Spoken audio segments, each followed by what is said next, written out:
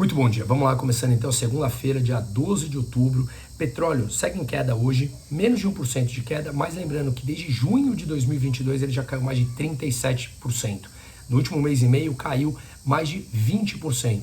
Por quê? Obviamente, apertos monetários no mundo, os países subindo suas taxas de juros, isso levará inevitavelmente, como a gente vem falando, à recessão em países importantes, Estados Unidos, Europa, e isso será inevitável e diminui a demanda como um todo, tá? Então, a China, que está na contramão, assim como o Japão não subindo suas taxas de juros, a China já reduziu sua taxa de depósito compulsório 2 vezes esse ano, ou seja, diminuiu o montante que os bancos centrais exigem que os bancos mantenham depositado no Banco Central. Assim, ele libera mais dinheiro na economia para incentivar a economia que está realmente fragilizada, seja no setor imobiliário como um todo, assim como em outros setores, justamente pelo fato de eles terem fechado a economia durante 3 anos, tá?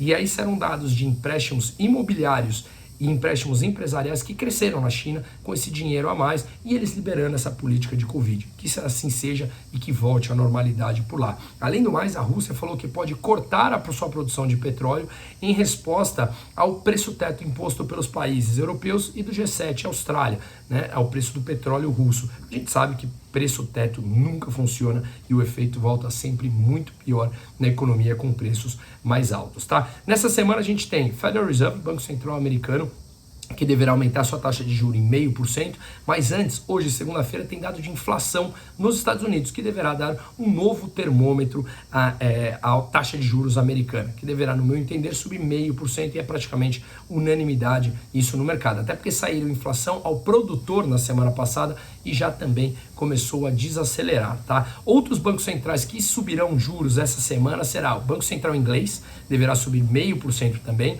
o PIB inglês voltou a crescer agora em outubro, foi o maior crescimento em um ano, cresceu 0,5%, mas a Inglaterra também vem sofrendo as consequências do preço de energia muito alta dos custos dos empréstimos, enfim, uma situação bastante complicada por lá. Outro banco central é o Banco Central Suíço, taxa de juros por lá hoje está em 0,5%, lembrando que desde 2016 até pouco tempo atrás eles mantiveram taxa de juros nominal negativa, igual o Japão ainda mantém, que é o único país do mundo.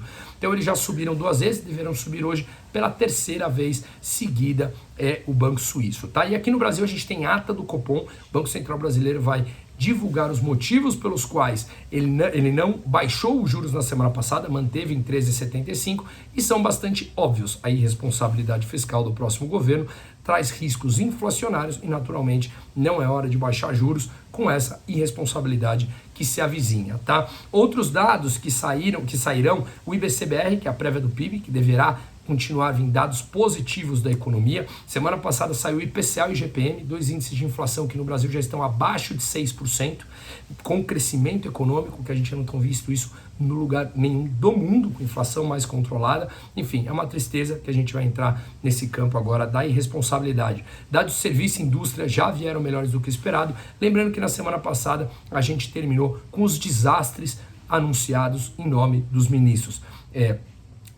Fernando Haddad, da economia, que tem um vídeo, fala que só estudou economia durante 2 meses, se autodeclara marxista, declara que quer aumentar o gasto governamental, incentivar empréstimos via BNDES para as empresas grandes, tudo que já deu errado nos últimos anos. Além disso, Flávio Dino, na Justiça, também autodeclarado comunista, um desastre econômico para o Brasil. Além do mais, a gente tem a votação na Câmara da PEC do estouro do Lula, que deverá romper a barreira dos 200 bilhões de gastos quando juntado todos os gastos por completo, PIS, PASEP, gastos com universidades, além dos 168 bi acertado em votação no Senado, tá? Enfim, triste situação com os nomes do Brasil, teremos que ser com dados e com raciocínio e com muita lógica, entendendo e estudando economia, para sermos oposição firme ao retrocesso de ideias econômicas que já deram errado na teoria e na prática.